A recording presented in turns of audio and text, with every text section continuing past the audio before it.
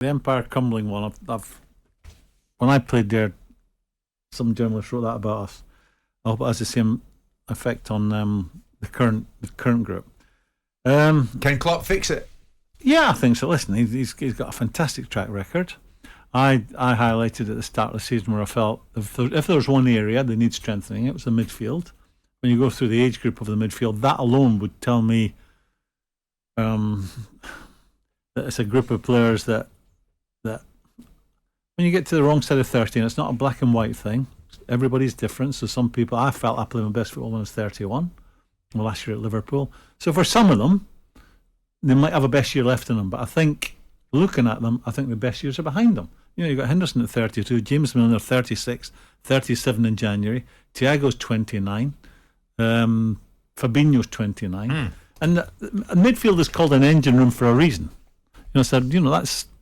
If that's operating properly, it generally means you're going to boss the game. But and apart from midfield, there are outlying problems too, are there not? Well, I think they stem from midfield, because I think what Liverpool have been, and they were doing it to everyone, including Man City, who keep the ball when you put them under pressure and you press them better than anybody else. They found it hard to play against Liverpool when they were firing. And the midfield, I'll go back to when Alden was part of it. They were with Henderson and Milner. They were a midfield that, when you're playing against them, you're always under pressure with the ball. And they made you keep your head down, which didn't allow you to pick your passes. You'd misplace your pass. You give the ball away, and two things come from that. If they're putting you under pressure all the time, they're generally nicking it off you, so that puts the front on the front foot most of the time.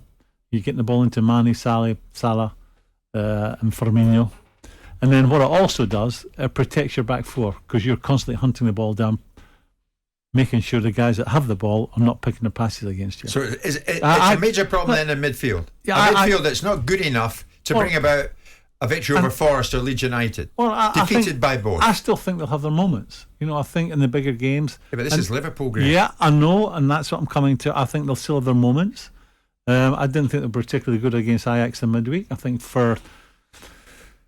it wasn't they got the goal 3 minutes before half time, and then the second goal 4 minutes into the second half, and the 3-0 flattered Liverpool, I felt. I see the start of the season with this age group. Right away, you're looking at people beyond 30, and the way he asked them to play, which is high energy in people's face. You're thinking muscle injuries, the wrong side of 30. That's the first thing that comes into your head.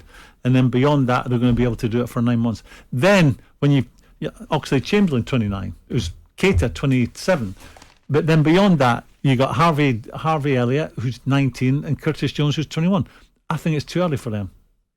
That was me looking at Liverpool at the start of the season, where only trying to second guess where is he going to buy. But I would subscribe, irrespective of your 38 years of experience, to that view. If they were coming up short against the big sides, but they're coming up short against the smaller sides. They're coming up short against. If you lose back-to-back league games against Nottingham Forest and Leeds United, albeit I think Leeds are far better than people have given them credit for by the nature of the results they've gone on the back of. Then you look at them against Everton, you look at them against Brighton, you look at them against Fulham. All of these games, you would expect Liverpool. I know the Everton game will take care of itself because it's a Merseyside derby.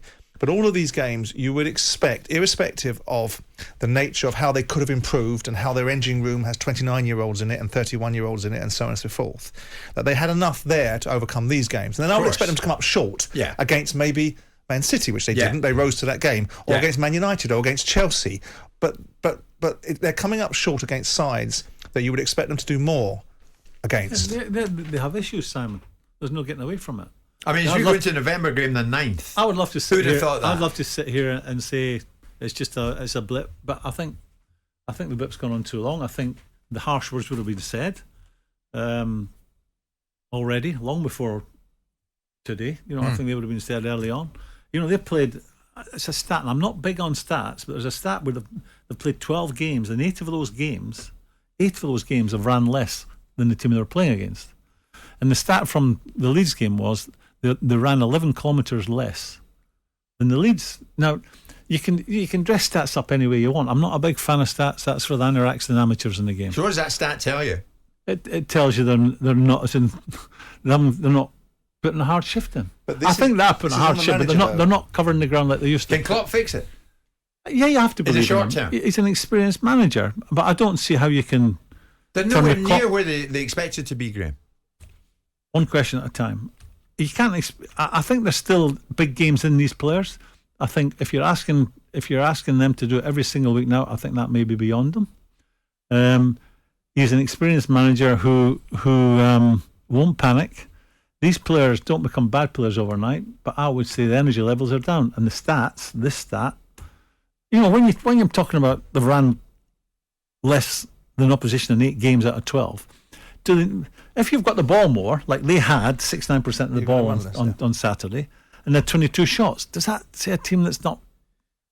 But in the 5 games that I've given you would reasonably expect Liverpool to take 100%, even with this group of players, even with this failure to address the issues that you're pointing to, and you're probably absolutely right. If they'd have taken 10 points out of these 5 games rather than 2, right, Liverpool would be on 26 points. They would be 3rd in the table, and this conversation probably wouldn't be happening in the way that it's happening. And you have to look, and the narrative will be built up that he wasn't supported enough in the transfer window. You have to look at this group of players and the manager and say this is about you as much as it is about what you didn't get given. Because in these 5 games that I've just cited, it's not a reasonable expectation to say, well, Liverpool play Brighton, Fulham, Everton, Forest, and Leeds, and they get 2 points. They were lucky against Brighton, and they were lucky against Brighton.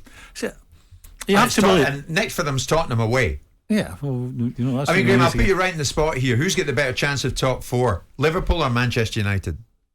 Right now, Man United are playing with their tails up. But let me also say that Liverpool are a team that have been fabulous for the last 5-6 years. I'm going to say fabulous. They have been truly fabulous.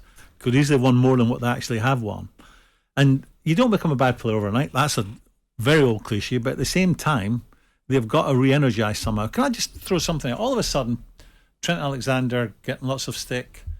Looks like he may not go to the World Cup. The easiest job in football is to defend.